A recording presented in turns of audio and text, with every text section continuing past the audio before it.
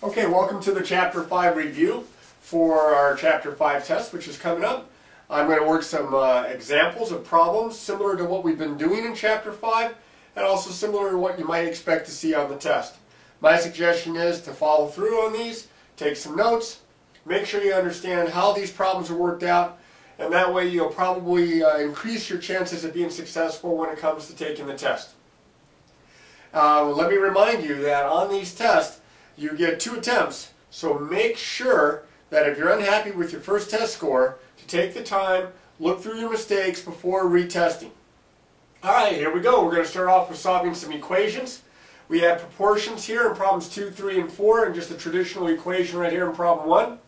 I have a negative 2.1 that's being added to x. What I'm going to do is I'm going to undo that negative 2.1, and to do that, I'm going to add a positive 2.1 to both sides. These are going to cancel out, and I'm going to get x is equal to, now you have to be careful there because you're adding a negative and a positive. Subtract, take the sign of the bigger one, I'm going to get negative 1.2. Okay?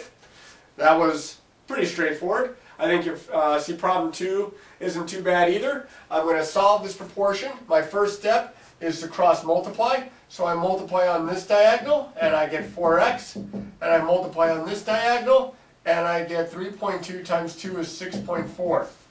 I didn't leave myself a lot of room here, but I am going to solve for x by dividing by 4 on both sides, and 4 goes into 6.4, looks like 1.6 times, and there's my answer. X equals 1.6, or 1 6/10. Problems 3 and 4 here, they're also proportions like problem 2, but they've got a little bit extra. Problem 3's got the variable on both sides. Problem 4's got the variable on just one side, but extra terms. Here we go. I multiply on the diagonal, just like I did problem 2. This is 12x.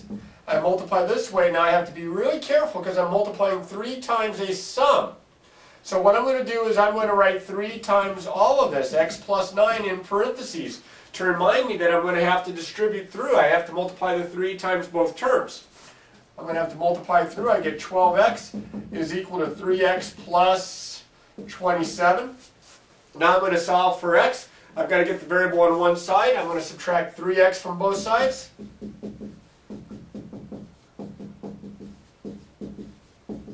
And 12x minus 3x is 9x. On the right side, the 3x here and the minus 3x cancel out and leaves plus or positive 27. Now you can see how simple this problem's become. I just have to divide by 9. Again, I don't have a lot of room, so hopefully you're following along. The 9's cancel and I get x is equal to 3. Alright, and over here, problem number 4. I've got the same kind of a setup. It's a proportion. I'm going to multiply on the diagonal again. So now notice 8 times all of this, in parentheses, 8 times the quantity for y plus 2, and on the right side 3 times 16, which is 48. I'm going to distribute through. I get 32y plus 16 equals 48, and now I'm going to solve for y.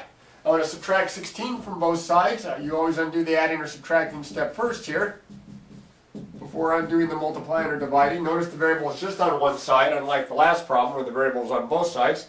These are going to cancel out, and I get 32y is equal to 32. Well, you already know the answer. What times 32 gives me 32? I'm going to go ahead and finish off the algebra just to show you. I'm going to divide both sides by 32. I'm almost out of space here. These 32's are going to cancel, and I'm going to get, I'll put it right here, I'm going to get y equals 32 divided by 32 is 1. And there's my answer there.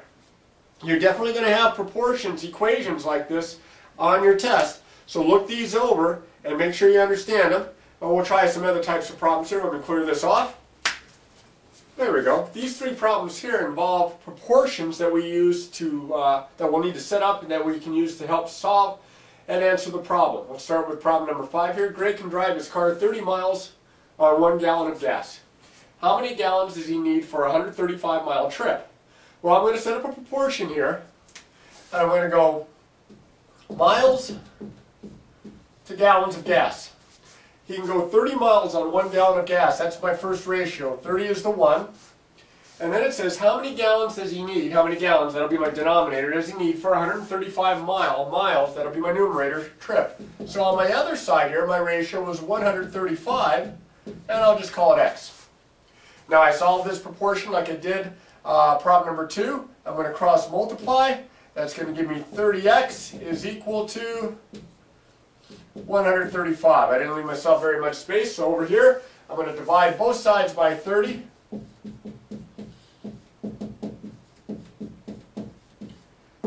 And I get x is equal to, now 30 will go into that 4 times evenly with 15 left over.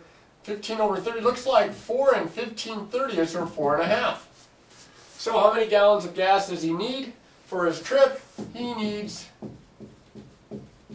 4.5 gallons.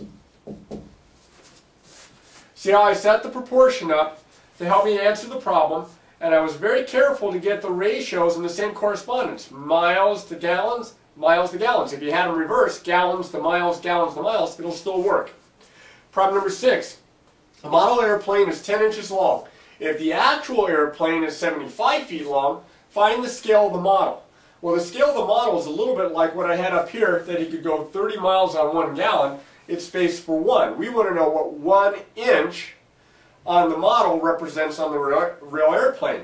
So what I'm going to do here is I am going to go inches to feet. I'm going to go inches to feet. Now the 10 inches of the airplane here represents the 75 feet of the actual airplane. So the model is 10 inches, the actual airplane is 75 feet long. So I'm going to go inches to feet. So that's 10 to 75. Now my question is, how many feet for 1 inch? So inches to feet. That's how I'm going to get the scale for the model. I want to know what 1 inch on the model airplane represents in feet on the actual airplane. I'm going to cross multiply now, just like I did the last one. I get 10x is equal to 75. Again, not much space here, so over here, divide both sides by 10 to solve for x. And 75 divided by 10, I can write it as a fraction or a mixed number. I can write it as a decimal, because when you divide by 10, it's just like sliding the decimal point from the right to the left one spot. And I get 7.5. So the scale for the model is 1 inch equals 7.5 feet. And there's my answer there. The third problem here also can use a proportion to help solve it. It says the actual distance between Effingham, Illinois, my hometown, and Chicago, Illinois, is 200 miles. If the scale on the map, now this is a different scale, not the same guy over here. This is a map. If the scale on the map is 1 inch equals 25 miles, how long is a line on the map connecting the two cities? Well, I'm going to do inches to miles, kind of like I did on the last problem, but I already have the scale this time. It's 1 inch, 25 miles.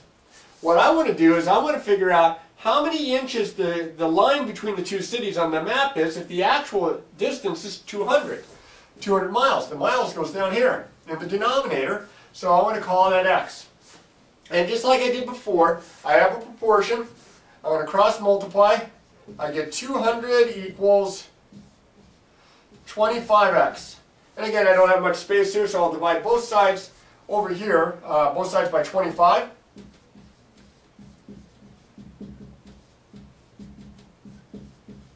And 25 goes into that 8 times, and these cancel, and I get x is equal to 8. Now remember, x was the distance on the map, so the two cities on the map are 8 inches apart. Now notice these 3 different story problems, and I solved each one of those using a proportion. And of course, if I'm practicing these now with you on the review, you know you can expect to see those on the test also. So let's try some more here. Let me clear this out. Here we go. Here's some problems involving percents. The first 2 are just converting percents from either a decimal or a fraction to a percent, or vice versa, a percent to a decimal or fraction. We practiced this some. express 7/8 as a percent. You may remember that I suggested that you set this problem up as a proportion, setting the fraction equal to x over 100, because that way you'll know how many out of 100 7 out of 8 is. I'm going to cross multiply. 700 equals 8x. I'm going to divide both sides by 8. Didn't give myself very much room again. And that's going to go in 87.5. Yeah, equals x. So now the question says express 7/8 as a percent. It would be 87.5%. There it is. Okay, set it equal to x over 100 and then solve the proportion. Write your answer with the percent sign. Here I'm reversing the process. I'm changing a percent into, this time, a decimal. That's a little bit easier, less work as far as what we have to write down. To change a percent to a decimal pretty much means you have to slide the decimal point 2 places to the left. Now in this case there's only one place to the left of the decimal point. I'm going to have to put a placeholder of a 0 there. So the decimal point is going to go in front of the 0, and then you drop the percent sign, and you will get here 0.045. And that's it. That's what you have to do. Over here it says, what percent of 80 is 20? Now I'm going to use the percent proportion to solve this one. What percent of 80 is 20? I'm going to set 20 over 80, that's the is over the of, that's the part over the whole, or the percentage over the base number, is equal to what percent? Well, I'll put that as x over 100. It's a little bit like the last one up here. I'm going to go ahead and knock off a 0 top and bottom to make my work a little bit easier. Then I'm going to cross multiply, and I get 200 equals 8x. I'm going to divide both sides by 8. And it goes into that, looks like 25 times. I get x is 25. The question says what percent? So this is 25%. Now the other problem that's a percent problem, I'm going to do this one. I could use the percent proportion like I did here, but I'm going to use the percent equation, which is part equals percent, or the kind of like the rate, times the base. When I say the rate, I mean write the percent here as a decimal. So I'm going to write the percentage is equal to the rate here, which would be slide it 2 places to the left like I did above, and I get 1.5. Of means times in this context 44. And if you multiply 1.5 times 44, you get 66. Not 66%. We're not looking for a percent here. We have the percent. We're looking for what part. And you say, well, how can it be bigger? This is the whole. This is the part. Because that's more than 100%. Down here, 55% of the 40 students in Mr. Halfer's Algebra 1 class scored an A on the Chapter 10 test. How many students scored an A? Well, it's 55%. That would be 55 out of 100. And I'm going to set this one up using the proportion this time. And I'm going to set this equal to a ratio of percentage over whole, or the base number here. Well, I'm taking 55% of 40. That's my base number. And we're trying to figure out how many that is. Now, the numbers are going to get a little bit bigger, but they're not going to be unreasonable. You could simplify. You could divide top and bottom by 5. I'm just going to go ahead and multiply it out. I multiply this way, and I'm going to get a 0. I'm going to get a 0, carry a 2. I'm going to get 2200. And over on this side, I'm going to get 100x. I'm going to divide both sides by 100. I'm running out of space here. I'll put it over here. 2200 divided by 100 equals 100x divided by 100. Now I can knock off 2 zeros here and 2 zeros here. That division wasn't so bad. I get x is 22. How many students scored an A? 22 students scored an A. I would probably write this at the bottom of my work, but I didn't want it to run off the screen there, so I'm just going to go ahead and write it to the left. And here's some more examples. This is problem number 11. I guess this would be problem number 12. That would be typical of what you could see on the Chapter 5 test. Let's try some more here. Let me clear this. Okay, here are 3 more story problems that involve percents. It says, how much interest will Mr. Kingery earn if he invests $550 at 5% for 6 years? Well, I'm going to use interest equals principal times rate times time. That's a formula you should remember. You're going to see it on the proficiency. My interest is what I'm actually looking for here. How much money we earn in interest, or Mr. Kingery earns in interest. The principal is the amount of money that he invests. There's your rate of interest. We'll just have to write that as a decimal. That's easy. And then your time is 6 years. Remember, you have to have time here. If this had said 6 months instead of 6 years, we wouldn't plug a 6 in here because the formula would interpret that as 6 years. We would have to put in, if it was 6 months, we'd have to put in half a year. But in this case, your time is in years. I can just plug right in. I get 550 times 5%. I'm going to have to slide the decimal 2 places. That'd be 0.05 times, here's 6 years. So now it's just a matter of multiplying all this out. So this is scratch paper work. I did this problem earlier today to make sure it would work out all right, and I got this already. I multiplied it out. It turns out to be 165. So Mr. Kingery will earn $165 in interest. All right. Interest equals principal times rate times time. You need to remember that. Next one over here. The cost of a stereo decreases from $750 to $600 after 6 months. You're to find the percent of decrease. Remember that the percent of change formula is the new amount minus the old or original amount divided by the original amount. And in this case, it decreased from $750, this is the original amount, down to $600, that's the new amount. So since it dropped down, I'm going to get a negative in here. So I have 600 minus 750 divided by 750 divided by the original amount, and this is going to give me my percent, or x over 100. Now this is going to be, if I subtract, I'm subtracting a bigger number from a smaller, this is going to be negative 150 all over 750 is equal to x over 100. Now I'm going to knock off a 0 here and a 0 here. I'm going to cross multiply. Oh, ran out of space. So that would be negative 1500 equals 75x. I'm going to divide both sides by 75.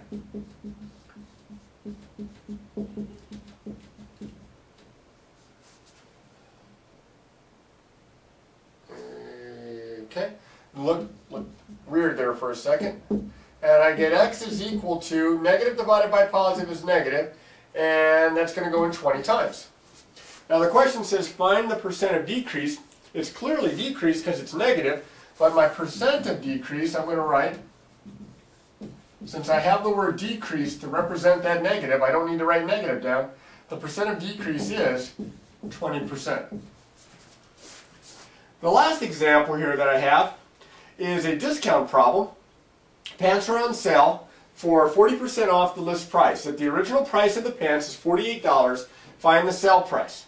Now, there's 2 ways to approach this. We can find the discount and then subtract to find the sale price, or we could subtract percents to find out the percent that you pay and then find the sale price right away. I'm going to do it the first way. I'm going to find the discount first, and then I'm going to find the sale price. So 40% off the list price, that's of the $48. So 40%, 40 over 100, equals, in this case, the discount, which I don't know, I'll call it D for discount, over the $48 of the original cost. I can knock off a 0 here and a 0 here. This is going to give me 48 times 4, that is 192. And this is going to be 10 times D, this is going to be 10D. I'm going to divide both sides by 10. 192 divided by 10 equals 10D divided by 10. Hopefully you see why I'm dividing by 10 to get rid of the 10 times my variable. These are going to cancel out, and I'm going to get D is equal to, now again, you're dividing by 10, just slide the decimal point over, and I get 19.2. Now remember, this is your discount, this is money, so we're talking about a discount of $19.20. But that's not my answer. The question doesn't ask for the discount, it asks for the sale price. So I have to take the original price of $48 and subtract $19.20. And I got to borrow and do all that kind of good stuff. That's a 0, that's an 8, there's my decimal point.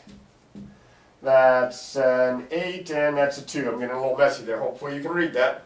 And this is going to be money. So the sale price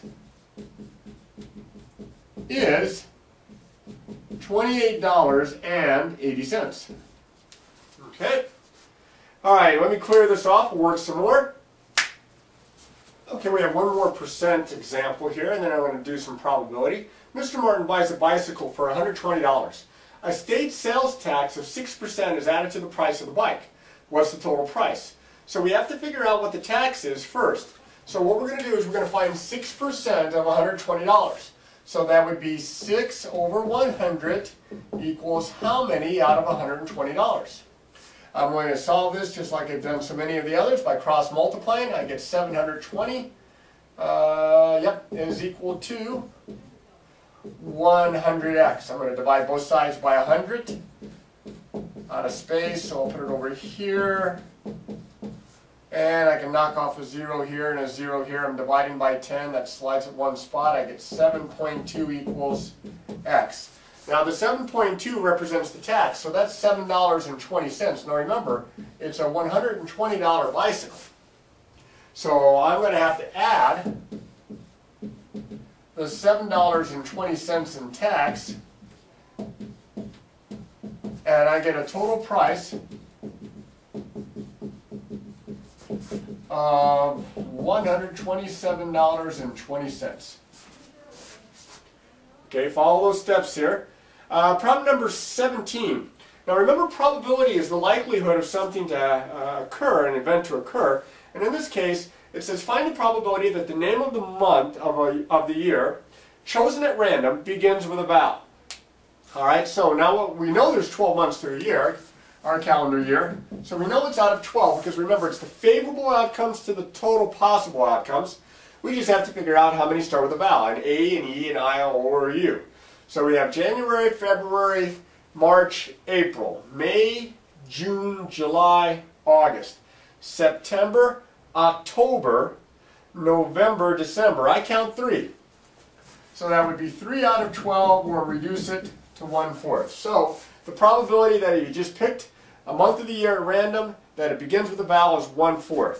Down here we have a spinner. It's not a very well drawn spinner, but those are supposed to be 8 equally likely, the same size sectors there. If you have anything that's like this on the test and they don't draw the picture out, but it's talking about having like numbers 1 through 8, it would look something like this.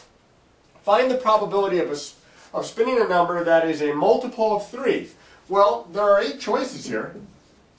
How many are multiples of 3? That one is and that one is. Only 3 and 6.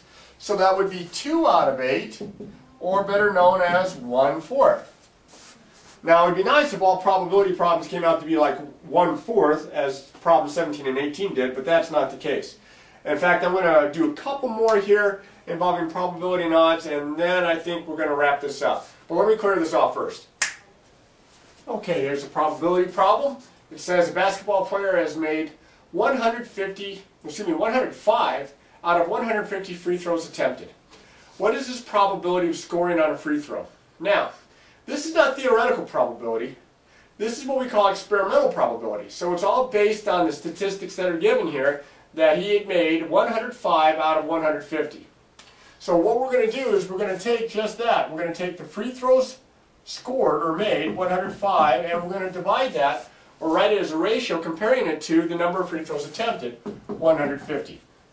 And that's your probability. Just that easy. But now I'm going to simplify it because I know I can divide top and bottom by, let's see, I think I can divide top and bottom by 15. Let's see, 15 goes in the top 7 times, 15 goes in the bottom 10 times. So it would be 7 out of 10. So this is not Shaquille O'Neal. Problem number 20. Bag contains 7 red marbles, 3 blue marbles, and 6 green marbles. You choose a marble at random. Now notice 2 different questions here. What are the odds of choosing a green marble, and what's the probability of choosing a green marble?